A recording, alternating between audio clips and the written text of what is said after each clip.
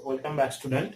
In the previous lecture video, we discussed on already that what is VCR cycle, what is refrigerant, and what are the desirable properties of refrigerant, what is the designation of how do you define or how do you designate the refrigerant, okay, and what are the different types of refrigerant that are basically used in our RSA unit.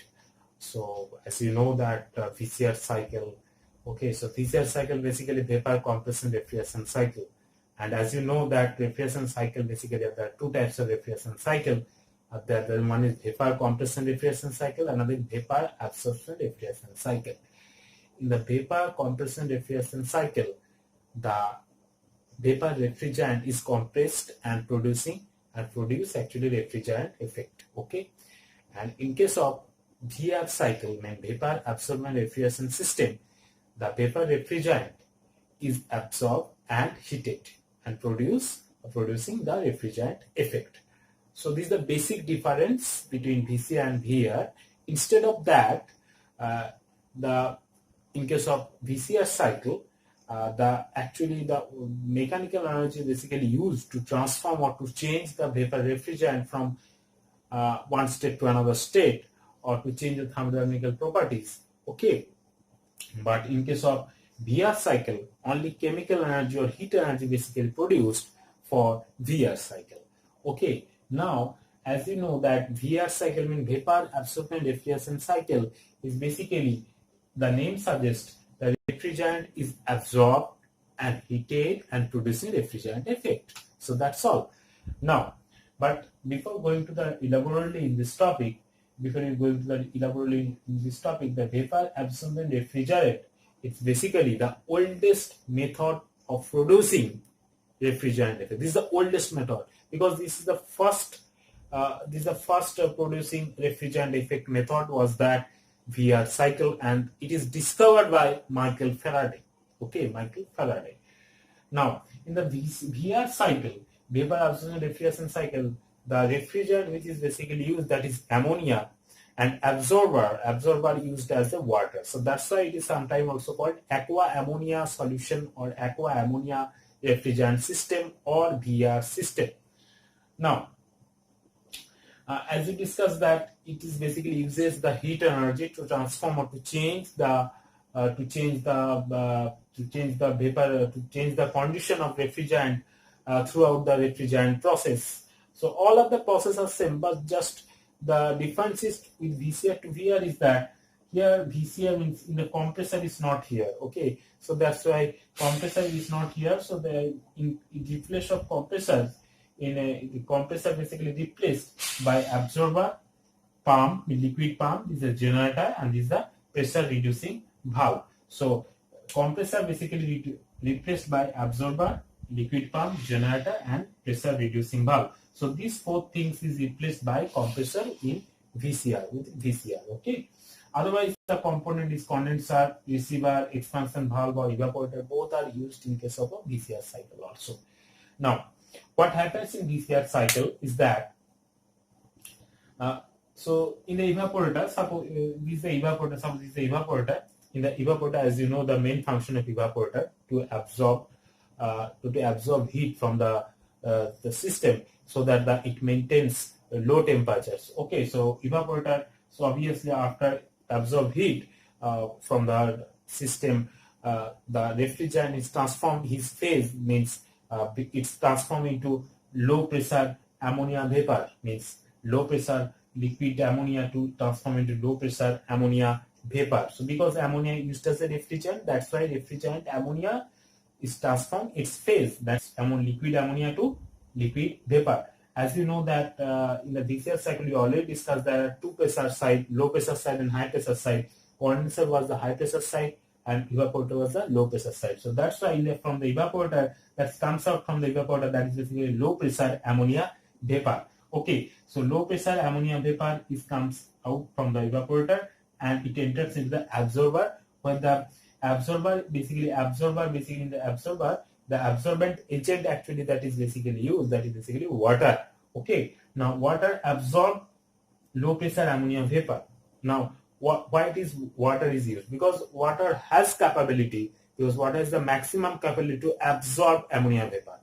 to absorb maximum capability. So that's why water is used as a absorber. Now water is used when it absorb continuously in manner from the evaporator. So they will increase some temperature. Okay, they will increase some temperature within the absorber.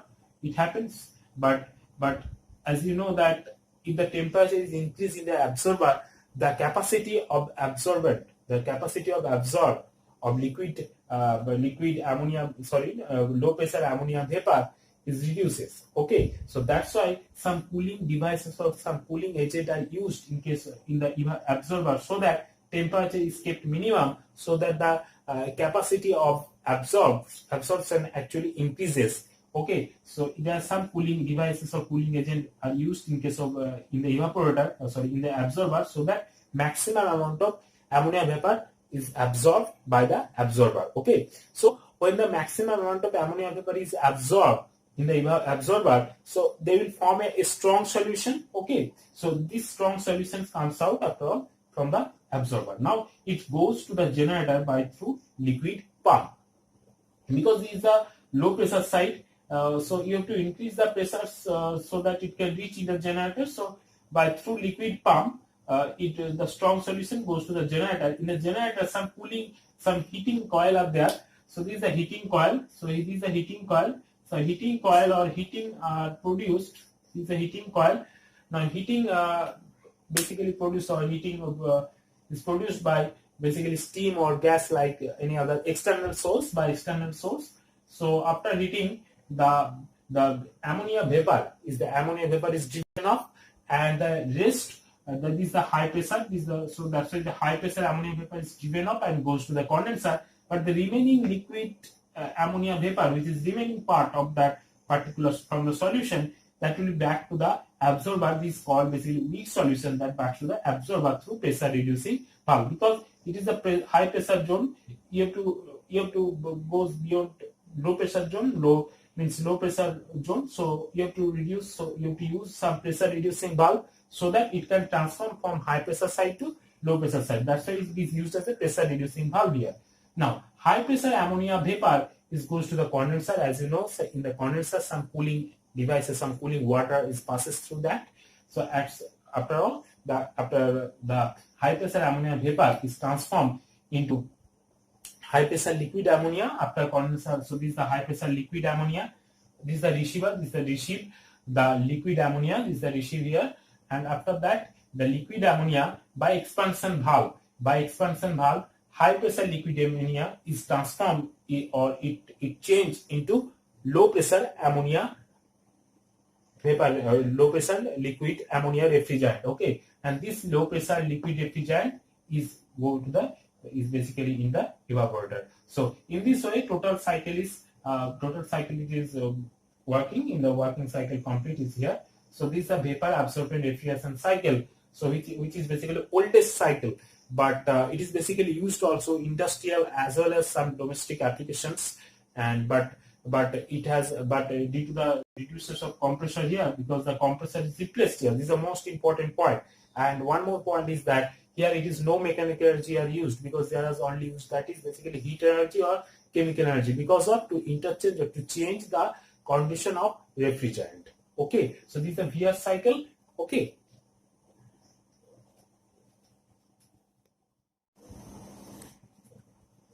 So as far we know that what is VCR cycle and what is VAR cycle. Now VCR cycle is vapor compression refrigeration system, or cycle you can say that, or vapor absorption refrigeration system, VAR system. Okay, so today we'll discuss on comparison between VARS and VCRS, means vapor compression refrigeration system and vapor absorption refrigeration system. Now first of all, the first point is that for VAR cycle is that only moving part, in case of VAR, only moving part is pump. It is basically subjected to little wear due to presence of small motor in pump. In case of VCR, that it is more wear due to moving parts of the presence in the compressor. So as you know that in case of VAR cycle, one liquid pump, because compressor is replaced by a liquid pump, absorber, liquid pump, generator, and pressure reducing valve.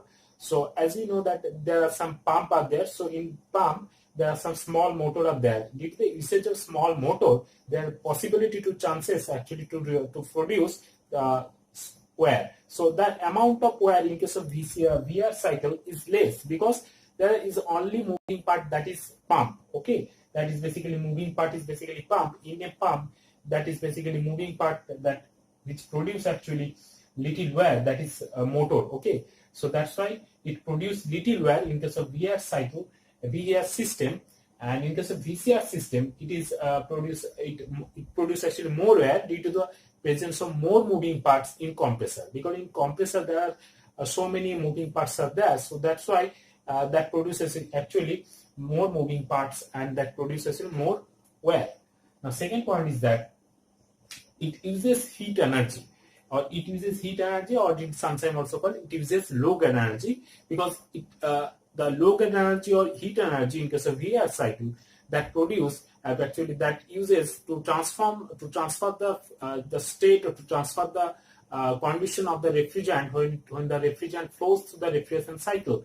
So it uses the heat energy or low energy to transfer, or to alternate the condition, of refrigerant when the refrigerant flows through the refrigerant cycle. So it uses the heat energy only, but in case of VCRs, it uses mechanical energy, which is basically high-grade energy, to transfer or to change the condition of vapor refrigerant.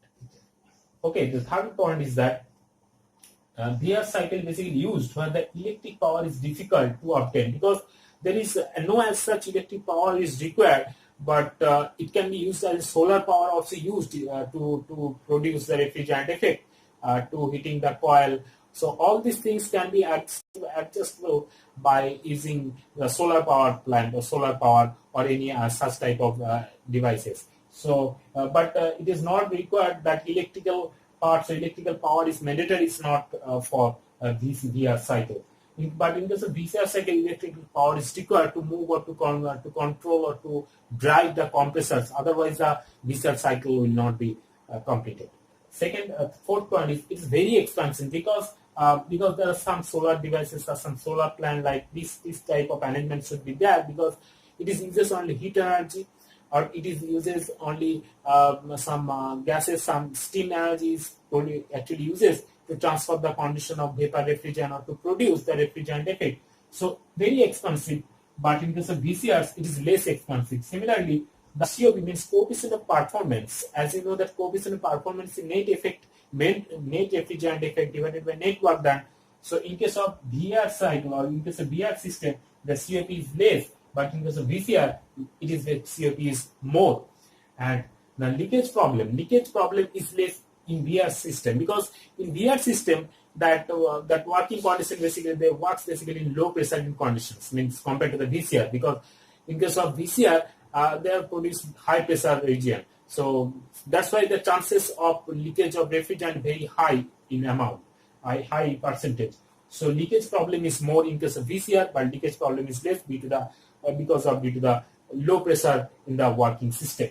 And next, COP and capacity very sensitive to evaporate temperature. COP and capacity, as you know, that COP is the main tool, like you can say that indicate the performance capacity of any refrigerant system.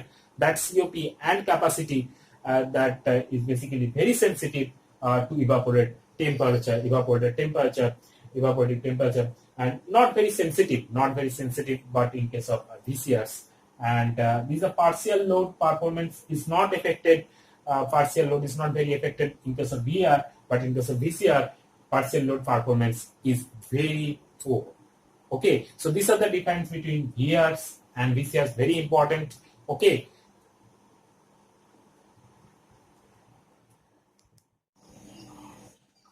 Now let's take a numerical on VCR cycle. Now, the numerical is that a VCR refrigerator works between the pressure limit of 60 bar and 20 bar. So the pressure limit is given in your numerical, that a vapor compression refrigeration cycle that works within a particular pressure limit, that is within 60 bar and 20 bar. So the pressure is 60 bar. As you know that in a vapor VCR system, there are two sides. One is high pressure side, another low pressure side. So in case of VCR, the high pressure side basically the condenser side, and the low pressure side basically evaporator side. So the 60 bar and 20 bar, in between 60 bar and 20 bar, the 60 bar pressure means that indicate the pressure of the condenser, means the condenser pressure, and 20 bar indicates the evaporator pressure. Okay. Now, as you know that PV and PV, TS and HS plot for a VCR cycle or VCR systems. Then the working fluid is just dry. So working fluid means refrigerant, because the working fluid which flows through a particular refrigeration cycle, that is called refrigerant. Now refrigerant is just dry at the end of compressions. So after compression process, the actually refrigerant conditions, the condition of the refrigerant is basically dry, not wet or superheated. So it's a dry in conditions. Okay. And there is no undercooling takes place before the expansion valve. Now you have to calculate or determine the COP. First, coefficient of performance. Number 2, capacity of refrigerant. If the fluid flow is at the rate of 5 kg per minute. So fluid flow is at the rate of 5 kg per minute means that the refrigerant flow rate, that is 5 kg per minute. Okay. First of all, you have to calculate the COP, means coefficient of performance, and capacity of refrigerator. Now, so these are the table. So this table in your numerical is given in numerical that the corresponding properties of actually the refrigerant properties for corresponding pressure and temperature limit, that is for enthalpy and entropy is given. Now for pressure, the value is here: pressure, saturation temperature, enthalpy, entropy. Okay. Now pressure is 60 bar, 20 bar, saturation temperature in Kelvin in 295 in 261. It is in bar. Okay, pressure in bar. So it is given in numerical. Pressure is your bar. So pressure in your bar, that is 60 bar, 25 bar. Saturation temperature is 295 Kelvin, is 261 Kelvin. Okay. Enthalpy also liquid and vapor. So enthalpy liquid is basically for 151.96, 56.32. For enthalpy vapor enthalpy, that is 293.29 for corresponding 60 bar, and enthalpy is 322.58 corresponding pressure 25. Now similarly, the entropy of liquid and vapor is given. Now as you see in your chart, so these are the value I have given for the particular properties of refrigerant. Okay, means particular thermodynamic properties of refrigerant. Okay. Now this is the TS and pH diagram plot, actually temperature, entropy, and pressure enthalpy plot. Okay. And as you know that in VCR system or VCR cycle, there are 4 processes are there. First of all, in compressor, the compression process takes place is from process 1 to 2. In case of process 2 to 3, there is a condenser, there is a constant pressure cooling process. Okay.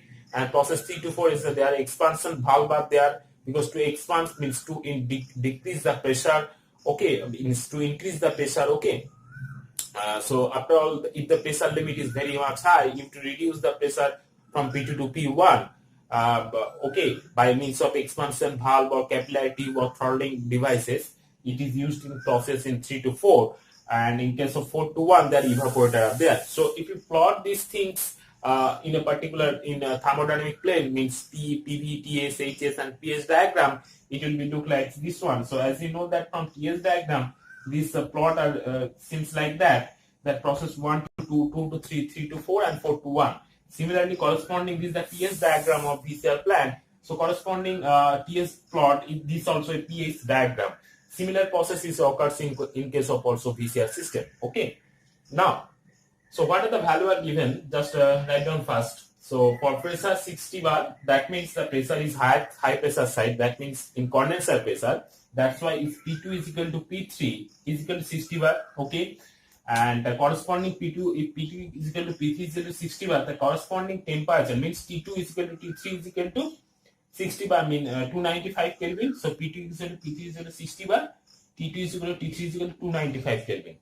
And pressure at 25 bar means at the lower pressure side, that is evaporator pressure side, and process 4 to 1, as you know, that the evaporator process takes place, means evaporation takes place or refrigerant. So process 4 to 1, that means P1 is equal to P4, because of this is a constant pressure process. So pH diagram is a constant pressure process. That's why P1 is equal to P4, that is equal to 25 bar, right? So corresponding temperature will be T1 and T4. So T1 is equal to T4. So that means basically TS diagram, that also constant temperature line. So T1 is equal to T4 is equal to 61 Kelvin. So in the remaining part of the chart, actually, what are the value are given, you will see that first of all, the corresponding, this one means corresponding pressure 60 bar means corresponding condenser pressure, the value of liquid enthalpy and vapor enthalpy is given. So liquid enthalpy 151.61, so 151.96, sorry, 151.96, that means this one. So as is this P2 is equal to P3 is equal to this line. Okay, P2 is equal to P3 is equal to this line. This corresponding line, as you know, this is the saturated liquid line, this is the saturated vapor line, and this value is for liquid enthalpy. So this is the saturated liquid line. So the enthalpy of this particular point is your liquid enthalpy, that is 151.96. So that is your HF3, right? Now if it is HF3, this is a pH diagram and this is a perpendicular line. Okay, say a perpendicular to HF, that means HF3 is equal to H4. So HF3 is equal to H4 is equal to 151.96 kilojoule per kg, right? And HF1, so HF1, that means for corresponding evaporator pressure, the liquid enthalpy is 56.32. Suppose this is your pressure limit P2 and suppose this is your pressure limit P1. So that means the enthalpy is given, liquid enthalpy given particular corresponding state of 1. That means HF1 is equal to 56.32 kilojoule per kg, right? And Hg2, right? Hg2. So this is the line. This is the plot diagram. This is the vapor enthalpy. Vapor enthalpy at state 2. That means 293.29. So this is the point. This is the 293.2. This is the 293.29 vapor enthalpy. Okay, that is basically Hg2. Okay, that is equal to Hg2. That is nothing but H2, right? And for Hg1, Hg1 is basically the corresponding pressure level, that is 1. Suppose this is basically one state, this is two state. For corresponding state 1 means evaporator pressure, the vapor means Hg1. Hg1, that is given here 322. So Hg1 322 is given. Similarly SF2, SF1, Hg2, H2, and these are the value are given. Now, as you know that process 1 to 2 is from TS diagram, as you know, the reversible adiabatic process, that means it is, if it is a reversible adiabatic process, that means the entropy is constant. So you have to calculate, and this one point is basically in a wet in compressions. The compression process takes place, means at the starting of the compression is basically wet in conditions.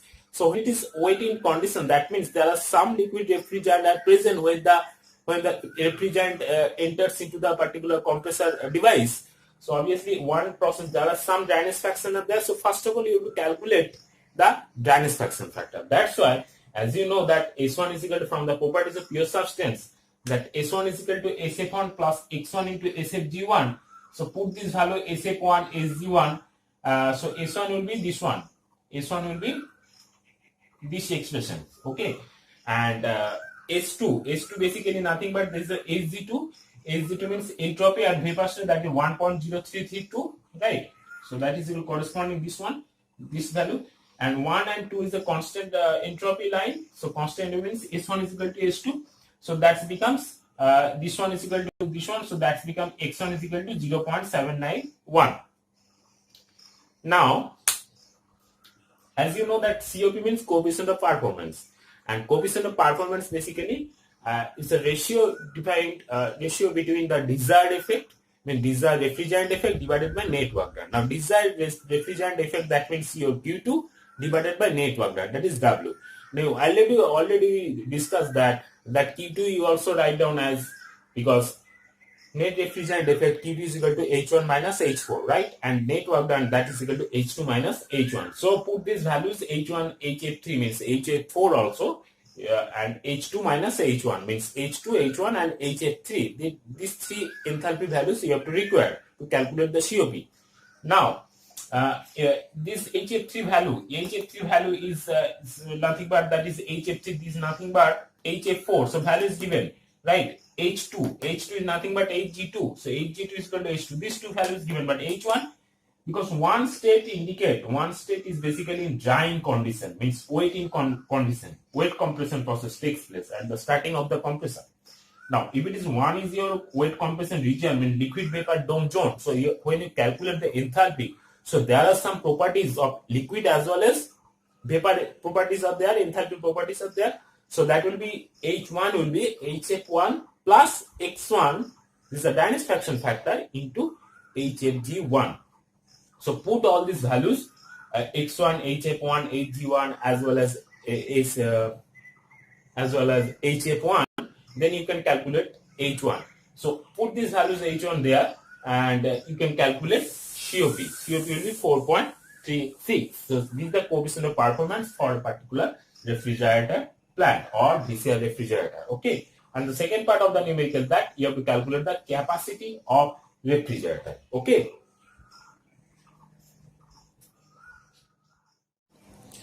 So in the second part of the numerical, you will calculate the capacity of refrigerator. Now, if the fluid is flow at the rate of 5 kg per minute, so fluid flow rate is given, that is 5 kg per minute.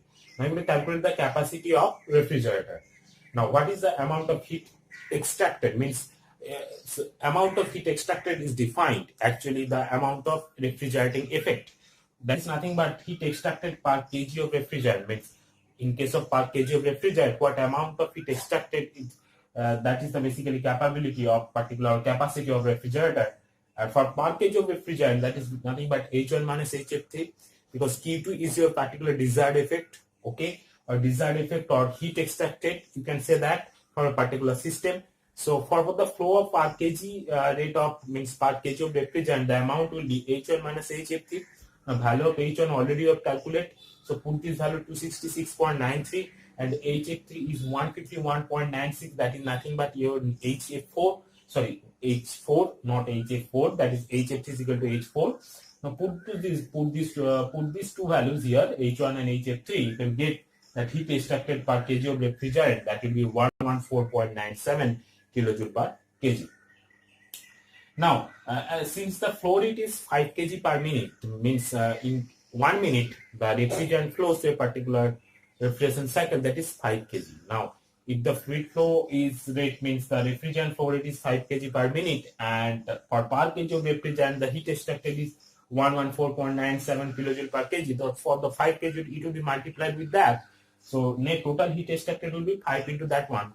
So 114.97 will be 574.85 kilojoule per minute. So this is the total amount of heat extracted for a particular refrigerant when the refrigerant flow rate is 5 kg per minute. Right. Now we have to calculate the capacity of refrigerator. As we know that capacity of refrigerator is basically defined or designated by ton of refrigerations. And 1 ton of refrigeration is nothing but 210 kilojoule per minute. You know that 1 ton of refrigeration, that is equal to 210 kilojoule per minute or 3.5 kilojoule per second. So both are same, but if you calculate the ton of refrigeration and total heat extracted is in your kilojoule per minute, so capacity of refrigerator will be 574.94 divided by 210, and that will be 2.74 ton of refrigeration. So this is the capacity of refrigerator. Okay.